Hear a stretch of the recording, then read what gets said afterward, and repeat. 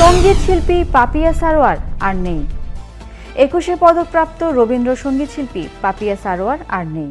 ইন্না লিল্লাহি ওয়া ইন্না ইলাইহি রাজিউন। আজ বৃহস্পতিবার সকাল ৮টায় রাজধানীর একটি বেসরকারি হাসপাতালে তিনি শেষ নিঃশ্বাস ত্যাগ করেন। তার বয়স হয়েছিল ৭২ বছর। তিনি স্বামী ও ২ সন্তান রেখে গেছেন। খবরটি নিশ্চিত করেছেন পাপিয়া সারোয়ারের স্বামী সারোয়ার আলম। তিনি জানান, প্রয়াতের মরদেহ বারোডেমের হিমঘরে রাখা আছে। শুক্রবার জুমার নামাজের পর জানাজা শেষে বনানী কবরস্থানে দাফন করা হবে।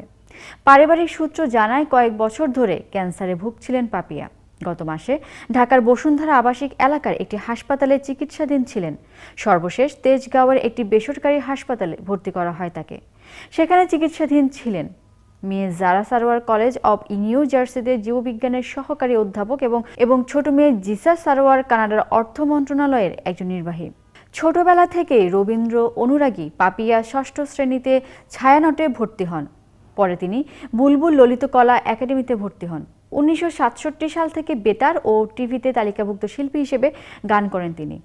ঢাকা বিশ্ববিদ্যালয়ের প্রাণীবিজ্ঞান বিভাগের ছাত্রী ছিলেন। ১৯৭৩ সালে ভারত সরকারের বৃত্তি নিয়ে শান্তিনিকেতনের বিশ্বভারতী বিশ্ববিদ্যালয়ে রবীন্দ্রসঙ্গীতে ডিগ্রি নিতে ভারতে যান। বাংলাদেশ স্বাধীন হওয়ার পর তিনি প্রথম ভারত সরকারের বৃত্তি নিয়ে সেখানে স্নাতক করার সুযোগ পান। তার আগে তিনি ছায়ানটে ওয়াহিদুল হক, সঞ্জিদা খাতুন ও জাহিদুর রহিমের কাছে গানের দীক্ষা নেন। তার প্রথম অডিও অ্যালবামটি প্রকাশিত হয়েছিল ১৯৮২ সালে। অ্যালবামটির নামও ছিল শিল্পীর নামেই, পাপিয়া সারোয়ার।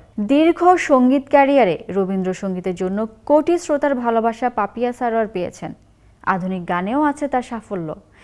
নাই টেলিফোন, নাই রে পিও, নাই রে টেলিগ্রাম গানটি তাকে আপামর বাংলা গানের শ্রোতাদের কাছে জনপ্রিয়তা দিয়েছে। গান বাছাইয়ে যত্নবান থাকায় তার অ্যালবামের সংখ্যা কম। তার সর্বশেষ অ্যালবাম আকাশপানে হাত বাড়ালাম প্রকাশিত হয় ২০১৩ সালে। পাপিয়া সারোয়ার ২০১৩ সালে বাংলা একাডেমি থেকে রবীন্দ্র পুরস্কার লাভ করেন। তিনি ২০১৫ সালে বাংলা একাডেমির ফেলোশিপ লাভ করেন।